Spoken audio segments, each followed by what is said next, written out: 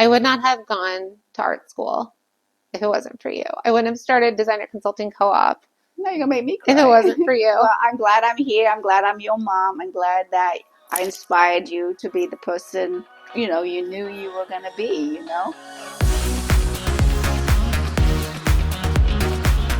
Hi, I'm Jacqueline Snyder, and this is the Product Boss Podcast.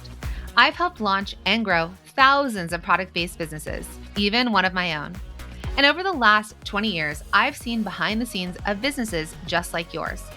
Whether they are makers, manufacturers, artists, or food and beverage businesses, I have spent so many hours studying it all. I've discovered what makes them successful. What are mistakes they could avoid? How did they turn an idea into successful business? And what are strategies they have used to make more sales and be discovered by more customers? This is what this show is all about. Whether you're just starting out or you're looking to become $1 million product boss, I'm here to give you the permission to chase your dreams, no matter how big or small. All you need is the right mindset, a little courage, strategy, and support, and you too can be the next $1 million product boss. Let's do this. Hey friends, this is probably going to be one of the most intimate interviews I've ever done. And it's with my mom, Lydia. So my mom is so much a part of the inspiration behind everything that I've probably ever done in my life. Now, part of that is probably a little bit of survival, like watching my mom and the options and choices she had as a young, very young mom with 5 kids, wanting to be a creative, wanting to do things in her life, but then not really having the abilities, or I would say the confidence more so, and the time and the bandwidth or the support to be who I thought she could be when I was young. Now, this is the eyes of a kid, right? But what I saw and what we're going to share in this episode is how my mom supported me when I didn't know what was possible for me. She believed in me before I ever believed in myself. She saw paths forward for me that I didn't. And I would come to these major crossroads in my life. For example, and we talk about this, but when I left UC Santa Barbara to transfer to an art school, while it was a 4-year art school and one of the best in the country for fashion design, I was still dropping out of a UC that I worked really hard to get into to go to art school. And I remember people saying, "How are your parents letting you do this?" And my mom wanted to encourage us because she lived a life that she didn't pursue her passions. And I think that was a regret that she had. And so she encouraged me to take the leap and to do it. And I was so lucky that she did and she believed in it.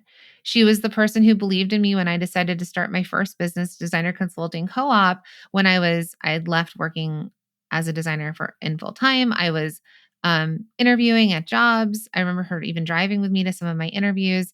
And I had these clients that, and I'll probably tell my story at a different time, but I had clients through another thing that I was doing and I could have just let them go. But she's like, what if you moved forward with this? What if you just tried? And so that whole what if and someone believing in me and what's possible before I could gave me that support to take a leap and to take a really scary leap forward because I knew that she was in my corner. And she knows I've always been in her corner as well. And I've always wanted for her to have the things that she desired, which is creativity and to make her own money and to be independent and also to be a mom and raise kids and all the things. So I'm excited to share this episode with you because we kind of talk about that story, the journey, what she did as a maker. Because what I want you to know is that when I speak into this microphone, when I talk to all of you around the world, I'm talking to women that are just like my mom or variations, women out there that have a creative passion, that have an amazing idea, whether they're still in the ideation mode, whether they've started something and they've started selling it, whether they've been selling it for a while, right? But perhaps they don't have the confidence yet to believe in themselves and their capabilities. Perhaps they don't have the support around them to encourage them forward. Maybe those people that are listening didn't have a mom that was so supportive in their corner like mine, where my mom could be more supportive and believe in me more than she could in herself. And I feel like I'm going to cry as I say this, but I believed in her and she believed in me. And I want you to know that I was raised by somebody so similar to so many of you out there that inspired me to pursue my creative passions, right? That I created a career in fashion design. I went to an art school. I left and I worked for people. And then I pursued entrepreneurship. And I started my own product businesses like Cuffs Couture and Lily Mark, which was an apparel line that I started, that I've started so many other people's lines. And that the advice that I would give people, I used to think if only my mom could listen to me. And then one day she did. And that's when things started to change for her. Her confidence, she started to make extra money. She was able to pursue a creative thing that she loved so much and get paid. And you're going to hear about how the Kardashians ended up with her products. You're going to hear about her journeys. You're going to hear about some of the advice I gave her, and that she actually listened. And you're going to hear a little bit of my origin story in this, and know that like I am in your corner, and I want you all to know that I believe in you. I don't have to know you, but I believe in you and your capabilities and what's possible for you.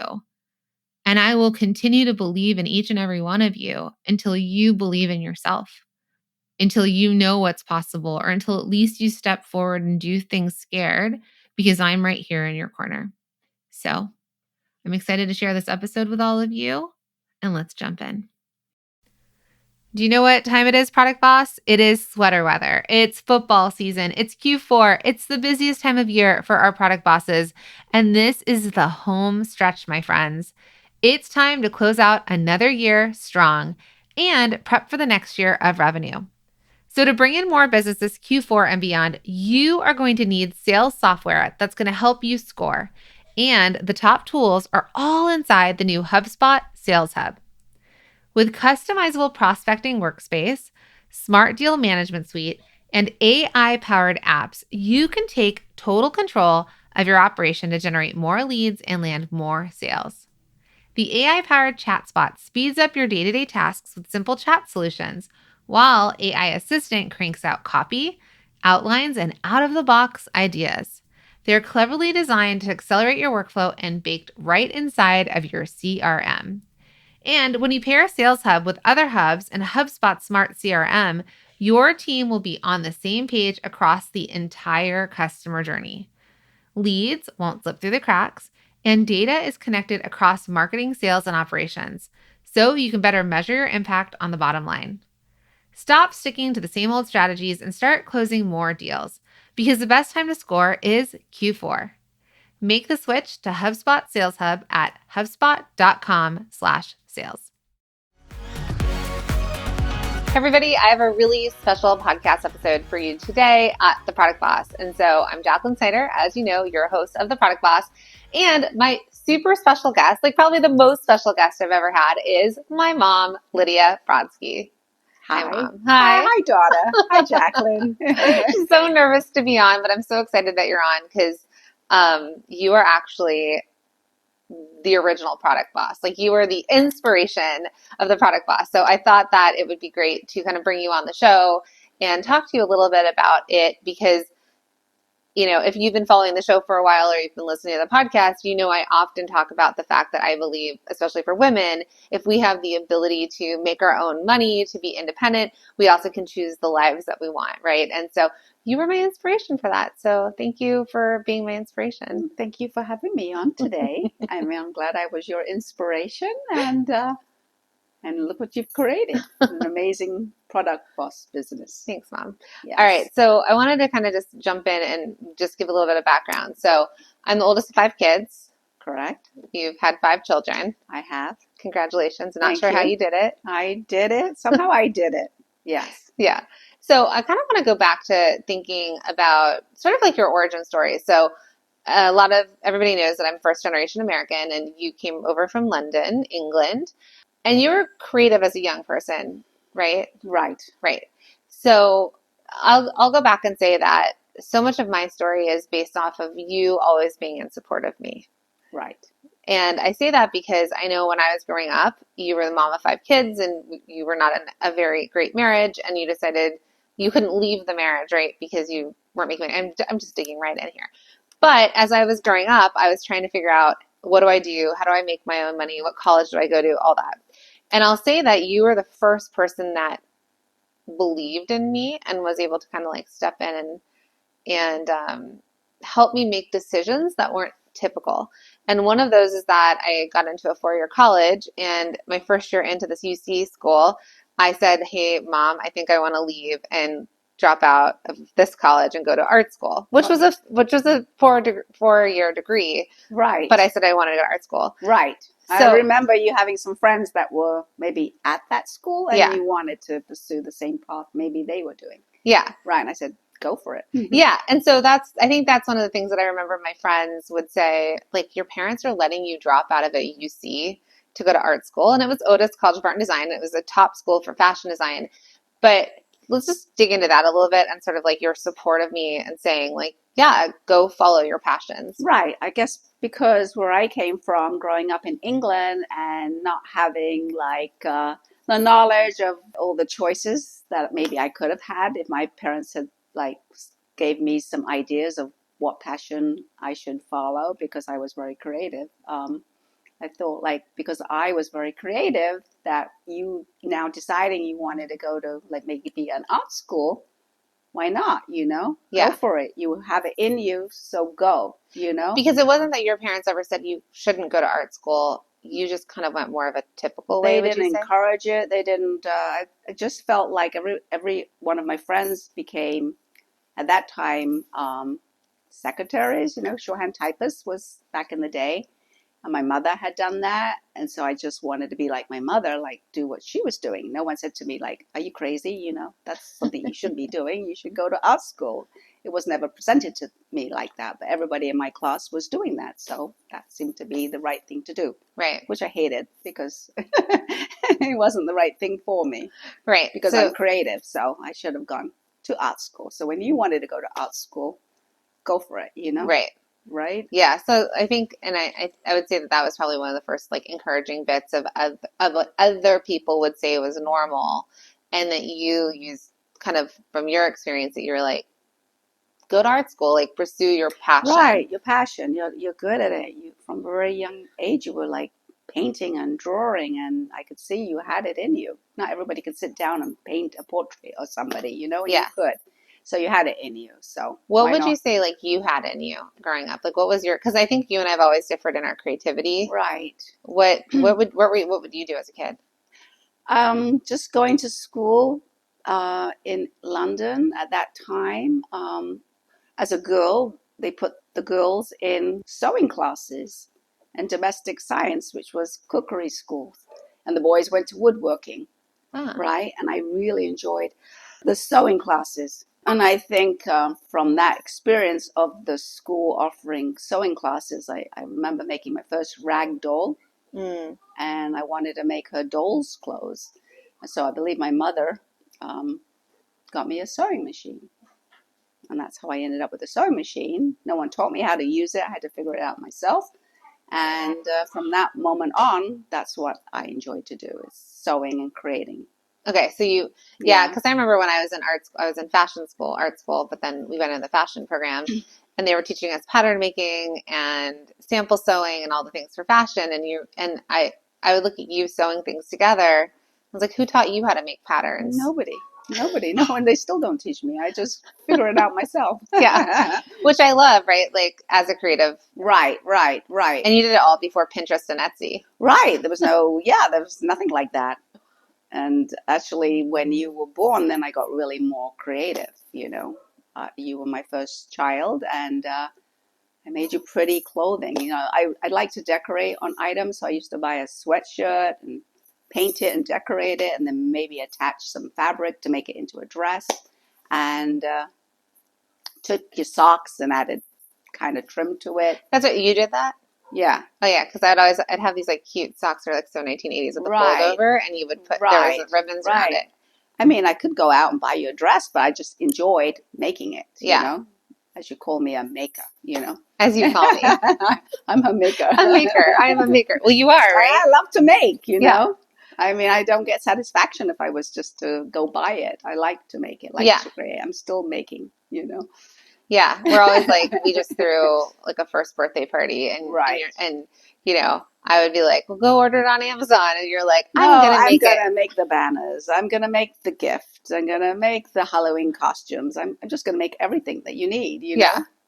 Yeah. So, I think part of the story and I don't know, I think what I'm trying to share with the audience is sort of my background that I was always sort of destined for here and also what I was raised in. So, you all back in the 80s were in the denim and fashion industry. Right, you're right.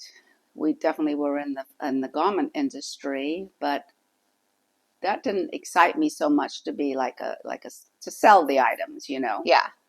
I would take the items and do something with it, turn A it into maker who something. doesn't like to sell. That makes a lot of sense. It does. Trust me, you're Right. not alone. I don't want to know I just want to make, Yeah. Makers got to make. Yeah.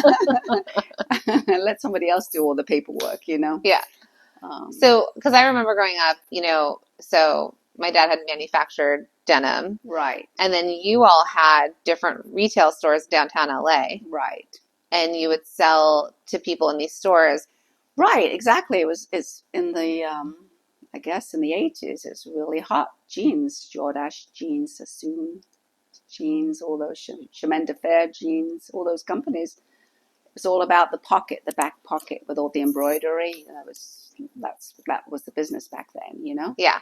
And jeans never go out. It's amazing. That's one item that will never go out. So I just wanted to talk about that because I was raised, I remember, with like shipping boxes, like big cardboard boxes. I used to lay you in a Jordache box, Yeah. That's where you took your naps. Yeah, so it was jeans. So it was like a box. It was a big shipping box. There was denim folded inside because you guys were packing and shipping and all that. Pants, men's pants. And then you would lay me down in there, and that's where I would be held. That was your crib. That was my crib. So, I remember growing up in the wholesale world because you would even take me downtown LA and we would buy clothes from wholesale distributors. Right. And I didn't understand that, like, you didn't buy 6 of everything. Right. You wanted a pair of shoes. We bought a dozen because you had to buy a dozen. So Right. You had one in every color. So there was like a minimum order quantity to buying wholesale downtown. And so my mom would always be like, why can't we shop at the mall? And you're like, because we can buy wholesale and you can get 6. No, 12. 12. A pack of 12. A dozen. So I think, like, growing up in that industry, like, I understood it back then. And you were in it, but like you said, you didn't love to sell because you would sell at swap meets, right? In-person markets. Yeah, I mean, I went along to help the husband at the time. He would sell at the swap meets. They were pretty hot, the swap meets, and jeans were all lined up on the tables, and people would flock in and buy them all up. They came in from, this Mexico and take them back over there to sell them. You would sell like damaged ones just because there wasn't enough to sell. Everybody was selling them. Right, because people like to buy like off market or whatever. Yeah. So, and because we're in Southern California. Yeah. So, okay. So let's then fast forward to the fact that you have 5 children. Mm-hmm. All of us 9.5 to just born. So like 5 kids under 10. 5 within 10 years. Yes. Okay.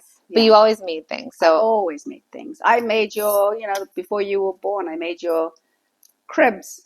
All the decorations for the crib, the bumper pads, which you're not allowed to have anymore, the comforter, which you're not allowed to have anymore, the pillows, which you're not allowed to have anymore. So I had fun making them. What was the first thing you sold? Because I know you always made things, and I know a lot of people experience this, but if someone goes up to them and says, like, wow, you're so talented, you should sell this, right? Did people ever say that to you? No, no one ever said that. They didn't say that?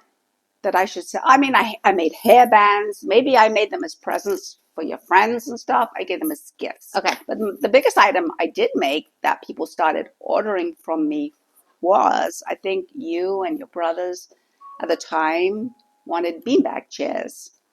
And so I said, okay, I don't even know what's inside a beanbag chair. So I went and bought one, opened it up, and it's like full of styrofoam beads. And I thought, okay, they want them, but how can I make it different? I don't want to copy somebody else's design. So I created my own beanbag chair. and I created a beanbag chair that was like clear vinyl, so you could see in to the beads. You could see the beads. Well, I didn't like white beads, so I learned how to color the beads. I made them pink, I made them blue, I made them yellow, I mixed them up. And then I learned how to decorate the outside of the vinyl, the clear vinyl, and personalize them with the kids' names.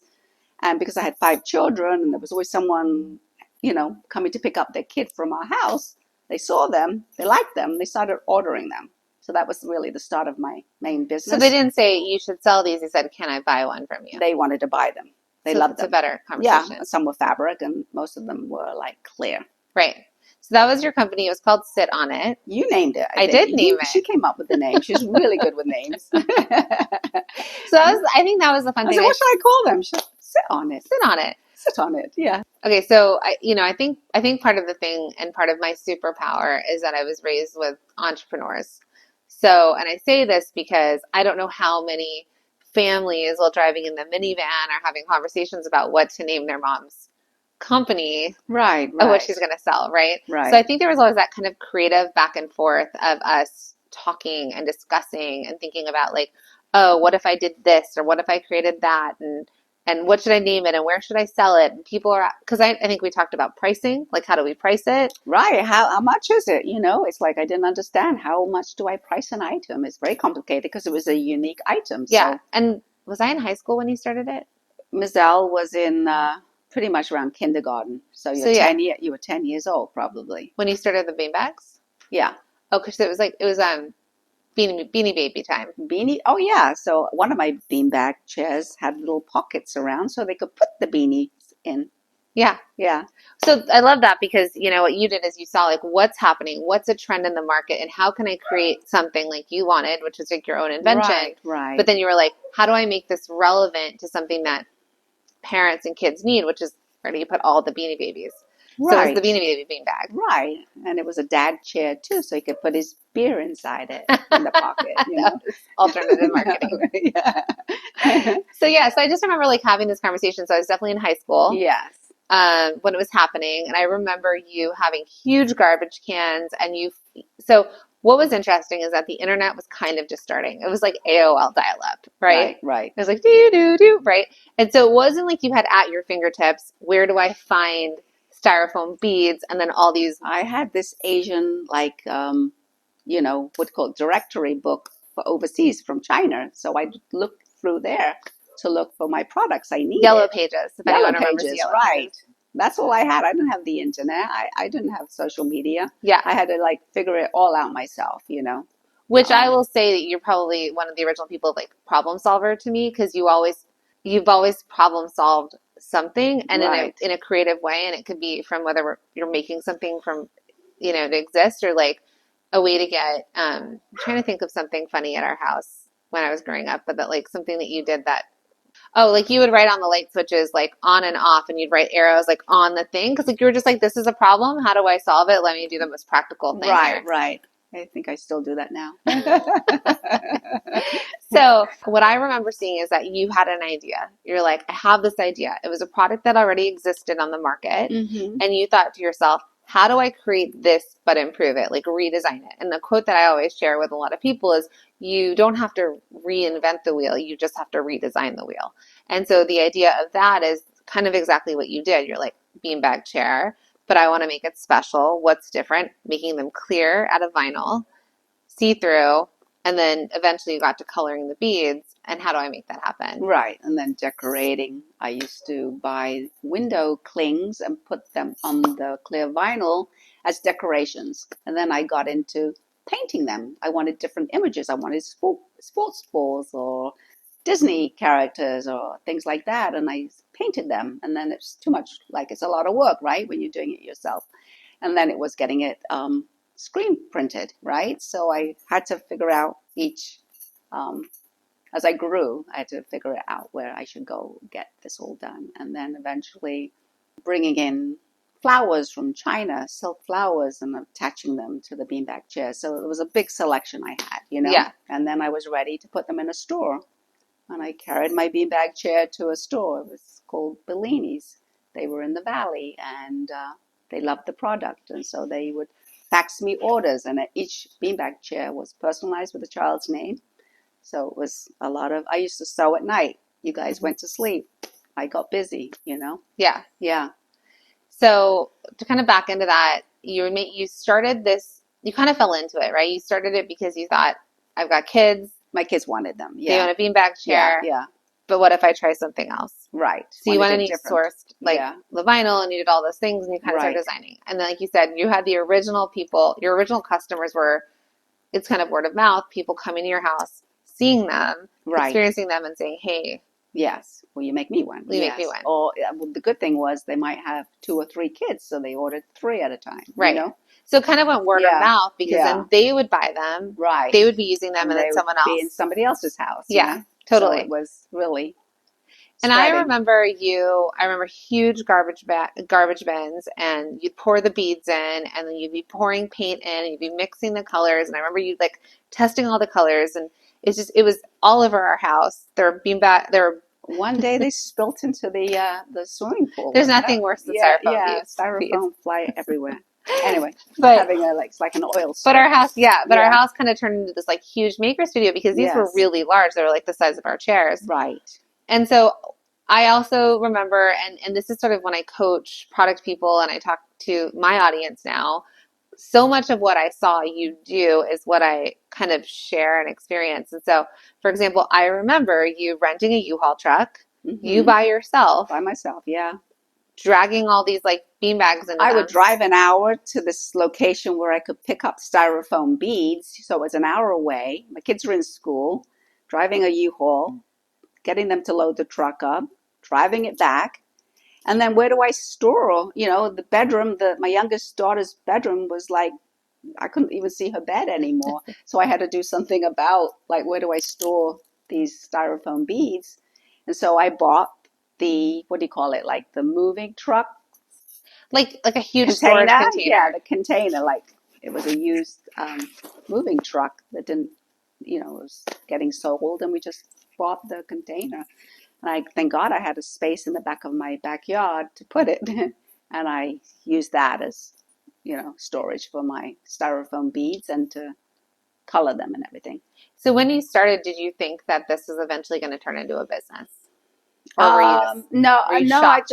I didn't think of it as a business, but I like working from home, and I was happy with just doing it for the community. Yeah. I couldn't think expanding it or going to China to make them because I needed that other person. I think I needed somebody else to say, hey, let's take this to the next level.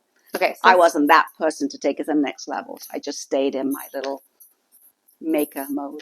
And this is all pre-Etsy, right? This is all anything online. Pre-Etsy. And then, like I said, I did start supplying some stores with my product. Right. And so that's the part I thought was really cool was that when Bellini, the first store that you thought they only had one store. I just went into a store that was local. And I showed them the product. They loved it.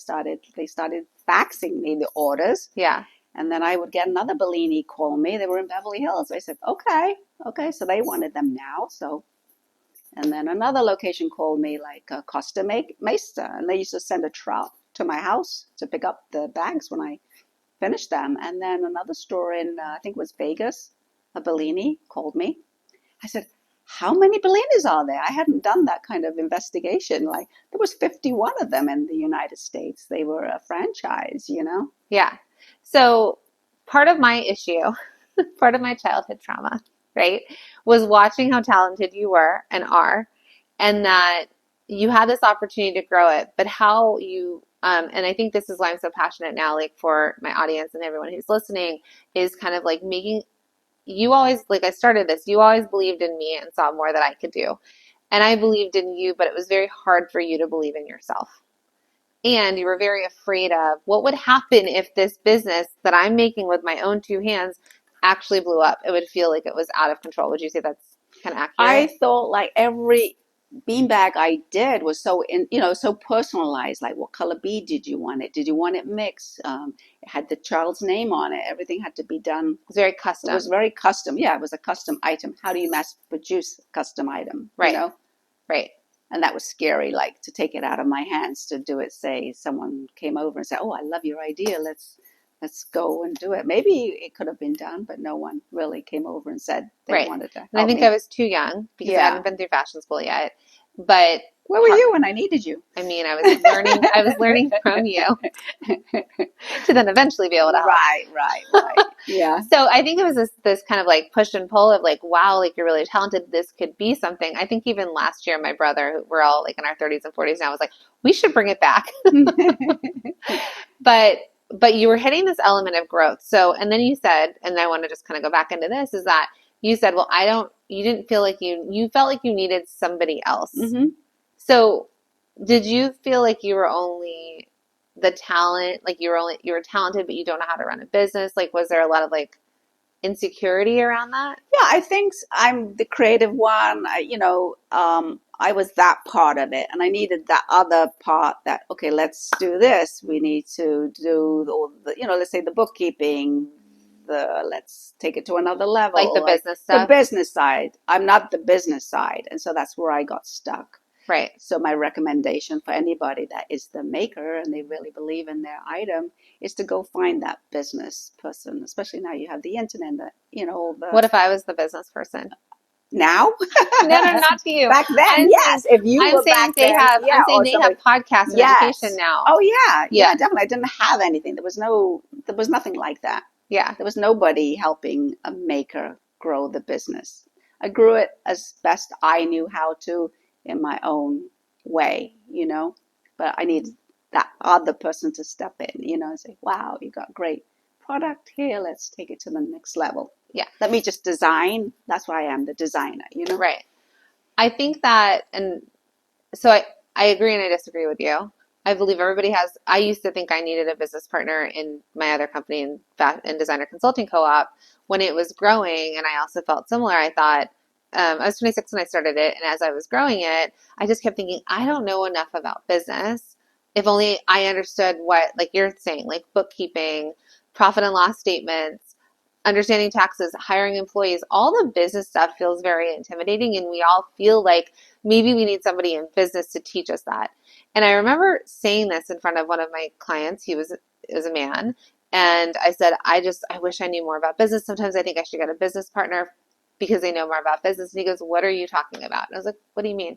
This guy, by the way, was paying me $10,000 a month to build and run his fashion line, right? And to help him sell. And so I'm telling someone who's paying me $120,000 a year as a consultant, Right. I don't know anything about business. And he looked at me, he's like, you do know something about business. Like you're an entrepreneur. I have the entrepreneurial mindset because we can learn all of those things. And I think I was talking to you about this before this interview. If you had started your company in a time of Etsy where it tracks sales and helps you with paying taxes, right? If you had QuickBooks and all these like softwares and stuff like that could do a lot of this, and then you had education like podcasts or digital definitely. courses. Didn't have anything. Yeah. With all the knowledge now, I mean, I have to go buy a book, Right. You had to buy a book. Yeah. Like how to start a product-based business for dummies. Right. Yeah. But so I think I just challenge you on that because while you felt like you needed somebody else, really you just didn't have the access to the resources, I believe. And probably also the support. Right. So I think that support is a really big deal. And you've always been that to me. So I want to thank you for that. You're welcome. Because a lot of the things I've done, I've run by you and you've been like, go do it. Yeah. You're going to be okay. Yeah, you're going to be okay. So, I think there's that. And I do want to say, like, in the separation with my co-founder, and this specifically, I mean, I was crying. I was in mess. And I felt like I didn't have the ability to do this by myself or to carry a business of this size or like support people. And you were like, what'd you say to me? Do you remember? Yes, you can, daughter. Yes, you can. You want it. If you want it, you'll go get it. Yeah. You'll do it. Yeah. So even with this, you're like, I don't know why you're feeling like this. You're going to be okay. So thank you. Right. Again. I believe in you, Yeah. Yeah, you're really doing well. Thank you. Proud of you. Thank daughter. You. So thank you. And so I think the support maybe you didn't feel like you had, you've given me, Good. which has allowed for me to make such an impact in this world and you being that inspiration. another thing that comes up for a lot of people, and you probably felt this way, is like you had 5 kids. I did. And you were very much a single parent because my dad was pretty absent from it. And so a lot of people feel very pulled between how to raise children and how to grow a business. What advice do you have being like the super mom of 5 children? And well, 11 I grandkids? always placed my kids first. That was the priority for me. And like I said, I didn't touch, let's say, my sewing machine until they were tucked away in bed at night. So I went long hours into the nighttime, Yeah, or when they were at school and I had some hours there, I would do it, but never really around when they were there, right, because I was doing the mom thing, right. and that was number one for me, Yeah. So, Any recommendations that you have to anyone else that's out there right now, like that's feeling pulled? So do it in fringe hours, right? right, for me. I mean, I had 5 children. Not too many people have 5 kids, maybe 2 kids, 3 kids, Yeah, I just, so it was a lot. I mean, I had so much to do with them. After school was like busy. They're all in different sports. You're in dance, ice skating, painting lessons, all those different things. Going to friends, picking So them up, did you everything. have I felt like I like to tell people like they have their foot on the gas. They can go as fast or as slow as they want. right. So, I some people can go fast, depends yeah, how quickly you want to climb. But for me, it was steady. I was steady, steady and sure. right. Yeah. Because you chose to not. I chose not. I mean, it's not like I was a single mom and I had to raise these kids, so it's very important for me to, like I need to put food on my kids' table. There was a husband in the house and he put food on your table, so Right. this was more like I can take my time doing what I want to do. I didn't have the pressures. But if I was a single mom, then maybe I would have made it like into a business and Yeah. kids go make your own dinner, Did you consider it a hobby or a side hustle? What did you consider? Because it was a business because Yeah, people were paying you. I would say I was having fun with my hobby, Okay. And making it- some extra money. and making extra. I called it pocket money, Okay. So, but I made a lot of money though. You did. Because how much Right. were the beanbags? They were 100 and I think back then a good maybe 125, yeah, and which then felt this- like $250 now. yeah, I it was a think. lot, and I made a lot of them. Yeah. But like I said, everyone was handcrafted, and I didn't put the pressure on me. But in different circumstances, maybe I would have had the pressure. But for me, I didn't have that pressure. It was just, this is what I enjoy. This was my passion. Yeah. And if I wasn't making that, I went on to make something else, because eventually I did stop making the beanbag chairs because I wanted to concentrate on my younger daughter, like going off to club soccer. I didn't want to miss that opportunity of traveling with her. And then when I was ready, to come back, I just wanted a smaller product because I, was dealing with a big product. Now I wanted a little product. So I made something else. What'd you make? I just started with baby blankets, You're like this. They were bigger. They were smaller, And I still to this day make custom gifts for people. I just like the personalized gifts. So I still make, and if I want to work hard, I work hard. If I don't, I don't. It's podcast recommendation time, and I am so excited to talk about one of my favorite shows right now, which is Imperfect Action, hosted by Steph Taylor. And it's brought to you by the HubSpot Podcast Network, the audio destination for business professionals. Now, if you want marketing insights without the fluff, I'd love for you to tune in to this podcast. Now, there's an episode recently that I love, and it's called Stuck and Overthinking. Here's how to start taking imperfect action in your business. And this episode is a game changer. Steph unveils a 4-step process to move past hurdles and just dive in. It's real, actionable advice from a marketing pro. So, listen to Imperfect Action wherever you get your podcasts.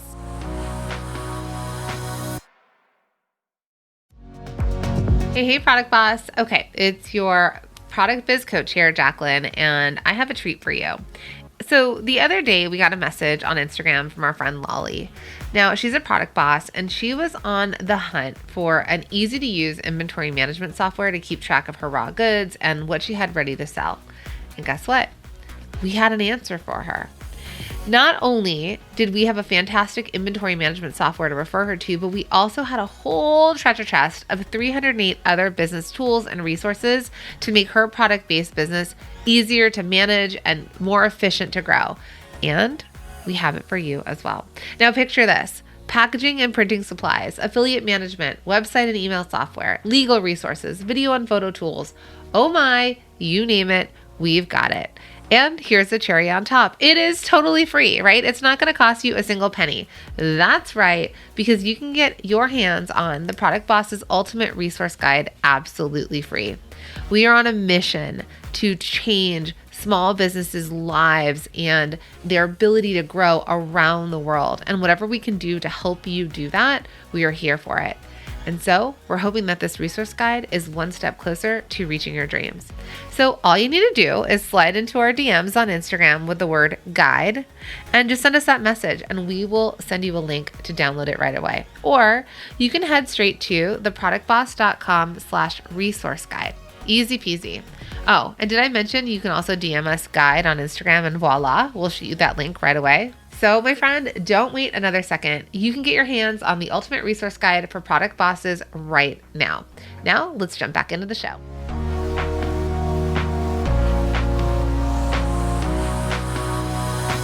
So I do want to skip forward a little because I remember then when I started Designer Consulting Co-op, I was consulting people, helping people grow businesses, and you were getting into baby blankets. Right. They were like the Minky fabric baby blankets. Right. And I remember at that point we had talked about it and said, you do not have to make it all yourself. You do not need to cut all the fabric yourself. In fact, we can take your fabric to a cutter. Go ahead. No. I mean, eventually on my beanbag chairs, I did take my vinyl to a cutter. Yeah. I did. I did relieve myself of some of the things that I had to do. Yeah. I mean, I hired your friends to help me, Yeah. They would load in and load out. Pay them like $6 an hour, Because that was minimum wage back then. Yeah. But, yeah. So exactly. So I think I was hiring in a different way. Yeah. Yeah. Asking for help and paying someone for that help. Yeah. And so I think a lot of times, like I talk to makers about this as well, where like it's still handmade. Mm-hmm. It could still be a custom product, but what part of it can you scale, right? Like what part of it can you outsource to scale so you don't have to do every element yourself? And cutting the vinyl, it was sticky. I remember how you had to lay it out to get rid of all the air bubbles and like the way you would cut it. So then taking it to a professional that could cut stacks of them. Very sticky, yeah. So it's like so traumatic, I think, for both of us. Yeah. And then you would pull the pieces and then you would create the product. The design, yeah. Long term, you probably could have hired someone to sew, but we'll skip to the future, where at this point, I'm in the industry now. I understand manufacturing and outsourcing. I'm in downtown LA in the fashion industry. And we started talking about sourcing your fabric wholesale instead of buying it from retail stores. Right. Which I learned from you guys because I was always in the industry. Yes. And then cutting, we had to look for people who could cut and sew blankets because when you're looking for that, they're bigger pieces of fabric. So you need to find a manufacturer to do that. I don't think you ever really did that though, right? No, I just really made them for gifts and people just custom amongst the family and friends and just word of mouth. Nothing big. Yeah. But we were talking about it, really. And you were starting to move the blankets, but you were selling them on Etsy. Yeah. And I bought a lot of equipment. I have a sublimation printer. I have a heat press. I have a 10-needle embroidery sewing machine. I have a sewing machine and I have a vinyl cutter. So I have all the machines in my workroom. And then I started a second business. One day I went into a local boutique and offered them my embroidery services because I was really into embroidery, especially the blankets needed names of babies embroidered on them. And the woman, she brought out a Moroccan French market basket and said, "Can you paint on this?" And I basically said to her, "I can do anything, I'll figure it out, So then I started my Moroccan French market basket business, where I painted people's initials and painted the stripes that were very popular over the last couple of years. And then it was because of you, when after I painted like 12 of these baskets for the Kardashian family, For their Easter baskets a couple years ago. Basket. Someone placed an order for 12 of these for all the Kardashian girls and the mom. That you said to me, "Mom, let's open you an Etsy shop." So that's when I got involved with Etsy. Yeah. So you pushed me in the right So direction. you weren't selling the blankets on Etsy to start? It was after I did actually, yeah. I did have very quietly. But I think I told you to put the baskets on. Then we did the baskets, right. So what was cool about that was that you were already interacting with a retail shop. Right. So to just talk about this in a backwards way, you've never had a website. No. And I think one of the things for like startup businesses, people who make something and they want to sell it, a big deal is like, how do you have direct connection with your customer immediately? So for you, for example, word of mouth has been really important for you. And I would also say that connection, like you've always walked into stores, as shy as you are, because I know this is also nerve-wracking for you a little. Right. But you've walked in the stores and you've kind of suggested, hey, like I do this, or I sell these, or oh, I can do that, right? Mm-hmm. And so even that suggestion of like, I can do embroidery, why don't you hire me? And then that woman coming to you, and this was a big store. Was it in Calabasas or Calabasas? Yes. Yeah. It's called the French store. Yeah, the French store. Yes. Yeah. I'm from Calabasas. Yeah. Kardashians. Before Kardashians were the Kardashians. They lived down the road. Yes. Yeah.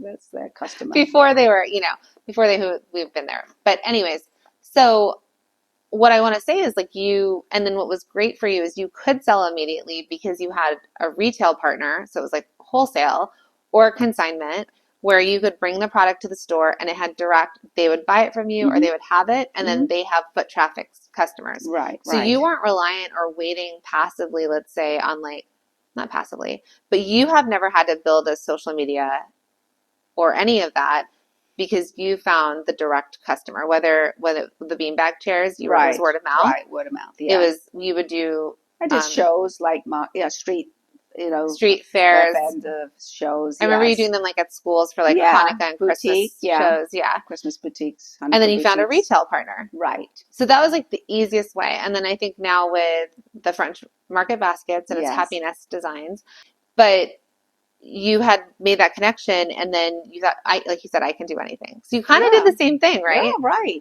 You didn't have to go through a huge phone book. I had to just figure it out. The internet. And I started bringing my own baskets in from Morocco. It's like, okay, where do I get these from? Yeah. Now you got the internet. Right. So much better. But you're so resourceful because you're like, I'm going to go to the source. I'm not going to buy these on Amazon and then try and resell them and upsell them. Right. I'm a great sourcer. So if anybody needs sourcing, I'm here. Okay, we've got you a new job.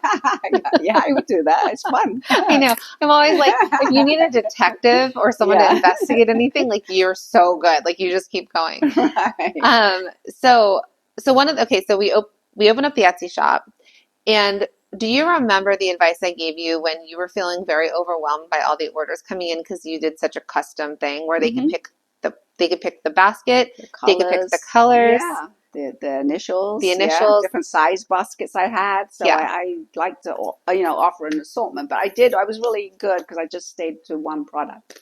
So I was you advised me. Yes, let's keep going. Stay with one product, concentrate on that. And I listened to your advice. Now you're giving me advice. And you're listening. I'm listening. She's the boss, boss lady.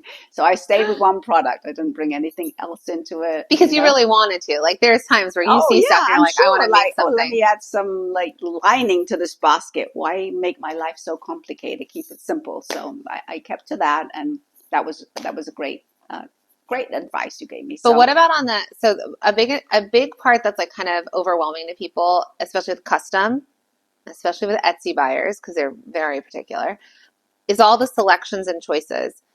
But what did you see in terms of a trend? I'm kind of leading you here, but what did you see? Like, how did you minimize your painting time? Do you remember what I told you to do with painting? Oh, I mean, let's say I had 6 baskets on a table, let's say. I mean, I would put 6 out, and if white had to get painted on the stripes, I did them all at one time, Right. I mean, I had my, that made sense because I was doing it anyway. Right. So, but we were talking about it because it was like, instead of every time you get an order, dreading the order, because we all know I didn't dread the orders. Right, but other people do. I enjoyed it. It comes in and then you're like, oh, I have to get this out. Right. You did have a lot of trips planned. When they needed another basket for the Kardashians and they needed it for the morning and they're giving me the order at like 7:00 at night. like, okay, you're gonna have to pay me all night to stay up and paint the You had to blow basket. dry it to dry too. I had to get it. It was terrible. I mean, it's like, okay, give me, I don't know, $300, for painting all night. You hear that, Kris Jenner? I could have charged $1,000. This woman wanted it in the morning for her store, but whatever. I did it. So what I was going to say though is from a customization standpoint, on Etsy, when you have a blue and white striped basket as the visual, right? Do people go and buy the green and white striped basket, or they tend to buy what they see? They buy what they see. Yeah. You've got to put up the product, but they want to see it. Yeah. So what I was going to say is, like, one of the things from customization standpoint, I said, well, if a lot of people are buying pink and white and that's the trend, have the pink and white painted or prepped right on the baskets that you're showing. Right. To minimize the customization. Right. Yes. But I had a big selection, so I could have not given them such a big selection. That made my life easier, but I like to give them choices. But you and a lot of people. I know, but if I did it today, yeah, maybe I could have cut it down by half. Yeah. It's like my suitcase to Europe. I could have taken half a suitcase, not the full one. Oh, that's a whole other story. So I think the part that I love and like what you're saying here is that as you've gone through the years of being a maker, and you did the baby blankets, and you've done so many different things, and then you found these baskets, and they were very much a trend at the time, right. And then the customization part of it, and that you were able to scale it on using Etsy. So would you consider that you did start a business? Yeah, definitely. So now you could say when I had a shop, Etsy shop, that's the business. Okay. Yeah. And like you said, they were taking like the taxes and stuff from the customer, which made my life a lot easier. So it was fine. That was good. Good. Yeah. So I love this because I'm really proud of you. Oh, thank you, daughter. I'm gonna cry a little. Because I think as a child and watching you and knowing you had such potential, but then you felt like you didn't. But what I wanted to say is because you said when I was younger and you had to sit on it, if I had a business partner. But then you did create another business and your baskets were $150? Yeah, 175. Yeah. So more expensive than the beanbag shares. Right. So you're still selling a almost $200 product. Right. So you're still selling this, you're still kind of making the same amount of money if that less effort, you're not weaving the baskets yourself. Right, not sewing, yeah. Right. And that you could say you're a business owner. And it kept me at home, which I always like to be like making at home. I always felt like, I was making money and it was at home, so I was there for my children. So I needed that, And then we all moved out of the house. And then you moved out of the house and I moved out too. And then you have like in your house, you have the middle room is your work studio. Yeah. I like having all the equipment. I will always go out and buy my own equipment, you know, so I like having everything under my own roof, So I'm proud of you because saying that you're a business owner, because what I wanted to say is like, there's so many things that we get in our way and we say, this is why I'm not this, or I've got this hurdle. But what's amazing about living in the time that we're in right now is that you have instant access to people through social media. Amazing, right? Yeah. You can post and reach everybody. And you can source out for people even if you wanted to hire anybody. You can source. Like, hey, I have a business. Anybody want to be a partner even, Yeah. I mean, you don't have to do it yourself. I mean, if you really feel like you can't do it yourself, then you need to go get that other person. Would you say though that like I needed that other person. But with the baskets, do you need another person or do you? No, that didn't need another person. But that's what I'm trying to say to you. Yeah. That even now, with all the resources you have, you could have easily gotten the beanbags up on Etsy and sold them. Oh yeah, if that was the time of putting them on Etsy, it would have been a better time. Yeah, because I would have had like, hey. Yeah. It's just easy. And I don't even know if you know now, but there's other platforms like for wholesale. So you know how I would always, with my cups, I had to have a showroom. Right. Yeah. Now there's online platforms that connect you, the seller, to a buyer at a retail store. Oh, okay. So you even could like sell wholesale kids products by putting them up on this platform. Right. And then retailers all around the world can find you. Yeah. In order from it's a much better time. Yeah. As a maker. So would you then maybe change your advice a little that they don't need a business partner? Yeah. Looking at back then I did, but back now because I did experience having that Etsy shop and having the customer on the other side of my computer, let's say. Yeah. It was easy, Yeah. And I could do it whenever I wanted to do it. No one was watching me or, it's like I put the terms out when you're going to get your item, Yeah. And I think my recommendation to people, if they wanted to grow and scale something that's handmade and custom is, and you can tell me if you agree with this, and you kind of had done this, is either to hire someone initially to do your production work. So someone who would do the painting for you, Right. right? Getting the Yeah. orders and doing the painting, or someone to do your fulfillment. So meaning like putting them in the box and shipping them or taking Right. them somewhere. Right. Would you say there's anyone else you need? Like, because I know you love to make, so it's going to be Yeah, very hard it's to pull you away hard. from Yeah, it. right. Because I love to make. I want to be that person that Yeah. does that. But whatever, it's fine.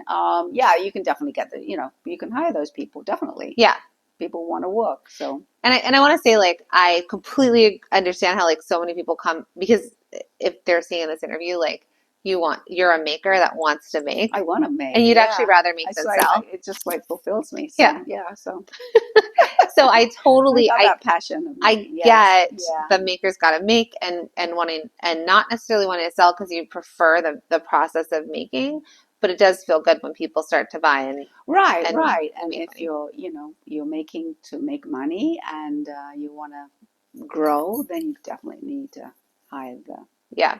other people to do the little bits and pieces that you shouldn't be doing. Yeah. Yeah. And I love is like right now my sister-in-law asked you to do Halloween costumes for the boys. Oh yeah, I just made like okay, I can make anything. What do you want? Prime. So they were both bottles? Prime bottles. You made Right, it's like a Gatorade bottle, right? But now it's fashionable for the kids to drink Prime.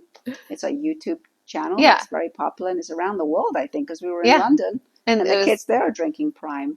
So I said, she thought that I could just like put Prime on a T-shirt. I said, that's not a Halloween costume. Oh no, you made the whole thing. I need to make them the costume. So I made them into bottles, with And then fabric. what was interesting is then Yeah. she showed a friend, and then that friend said to you, "Oh my God, you've got to make me." So you could have made money right then and there. I could have, but I said, no, thank you. I'm not interested in making Halloween costumes. So I just think it's like really Yeah. interesting. Like if you're creative and you put yourself out there and other people are talking about your product, right? Like other people are sharing, which is word of mouth. So far it's been friends and family Mhm. that talk about it and they're excited about it. Then you get other people that lean in and say, oh, tell me more. I need something like that. Or can I get a Halloween costume? Right. Or, Yes. oh, that's such a great idea. The Kardashians use those as Easter baskets. I could do it for Easter, right? Right. And so I think what I want people to realize and think about is like, and obviously you chose not to make it, which is totally fine, but to pay attention to people that are giving you those signals of, I would like to buy this from you. Because I think so many times people hear and like, oh, it's fine. Like, Right. But there's so many opportunities that you can make money and sell your products. You just have to kind of keep your ear open and be a little bit more like you, I think, a little bit more like gutsy and just like, because you're not the most, you're shy and not the most outgoing and not the most forward person. But when it comes to this kind of stuff, like you have been able to exercise a muscle that doesn't always feel like your strongest muscle. Right. And so like put on your Lydia, like, like I let everyone feel like, okay, Jacqueline's mom, this isn't natural for her. We're very different in personalities, but if she can do it, so can I. And so that's what I kind of want people to think about and say, like, what opportunities are presenting themselves in front of me that I can say yes to that might lead to the next thing that you do. Right. Yeah, definitely. Yeah. Yeah. So I just, I think you've been such an inspiration and watching your journey as my mom, but also as a maker, like truly the people I speak to on the podcast, I always imagine you in my head. She's a mom. She's at home. She's creative. She has an awesome idea. She wants to do something with this, and she'd love to make money doing it because it could equal whatever you want to do with that money. Right. Yeah. Spending money, paying for your kids to go to preschool, getting someone to help you clean your house, buying a house, retiring your husband. I mean, the dreams can keep going, becoming millionaires, becoming multimillionaires. You start with like a small dream, but then when you start to see it, you're like, what could this business be? And how can it change my life or whatever. So watching your journey, I didn't think you were going to say you owned a business. So I was the most shocked. I owned an Etsy business, Yeah. So, yeah, I did. Yeah. That's my shop. Your shop. And that's the world right now. All the stores are closing down and everything's online. So yeah. And while I don't teach Etsy, I love that it's a tool for people, especially makers, that it's like one of those first places out. But what you did that I'm really proud of you about is that you didn't go nuts with all the products, but rather you were like, oh, customized French market baskets. Yeah, and it was your advice, just keep to that item, and I followed it, and it was good for me. And yeah, and I think if I had continued with the baskets, I could have gone to my own website, but we're doing other things right now. We are doing other things. Yeah. But that's okay, because like you did it, and Yeah. I think if I look at you from a cycle of like life cycle, I'm proud of you that you had the confidence actually to finally say like I owned a business, and thank God for Etsy in the way that it gives a tool like that, a platform like that to reach customers, to get your products on, to do transactions, do all these things, when otherwise back your previous self, Right. 15 years ago, maybe 20, I don't know how old I am now, but you felt like you could not grow. So I think if we were ever in a time where women can have ideas, think about them, grow a business, reach an audience, and do these things, Right. it's like you could chit chat to anybody, anywhere in the world now, it's Yeah. amazing. Yeah. yeah, Or It's you now. find somebody, collaborate with someone that's doing the similar item to yourself, and let's get together, let's grow it together, right? That's Yeah. also a great idea. Yeah. And so I think, so if you're ever going to take advantage of a time that we're in, Right. the time is now.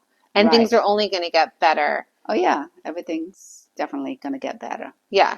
And also just from I don't even think you've even gone into artificial intelligence yet, have you? Like AI. I know about it. Yeah. But yeah. But like even like let's say you were still doing it and you wanted, because I remember you'd also be like, I need to post something on Instagram, and then I'd write it out for you. Right. Oh, gee, I've got this unhappy customer, blah, blah, blah. Jacqueline, what do I tell her? So also whenever anyone's talking about like their Etsy customers, I know because I was your customer service department. Right. I'm like, this is how you sandwich a response. Or social media. I'm like, Mom, we need to put these up on Instagram and put a good caption. And so now there's Right. like even more tools than we had a couple of years ago when I was Right. kind of helping you with the Right. business. So I want to thank you for always being really supportive of me. I think I'm going to cry. Oh, don't cry. I would not have gone to art school if it wasn't for you. I wouldn't have started Designer Consulting Co-op Now you're going to make me cry. if it wasn't for you. Well, I'm glad I'm here. I'm glad I'm your mom. I'm glad that I inspired you to be the person, you knew you were going to be, Thank you. But Yeah. you knew before I knew. Right. I have a lot of faith in you, and I know you're going to be huge. If you're not huge already, you're going to be wonderful and successful, and you are. Thank You know you are. So everyone's going to learn from you, daughter, Thanks, Mom. because you have so much. This was so uncomfortable for you, so thank you for being on the Product Boss podcast. You are welcome, All my right. daughter. I love you. Bye.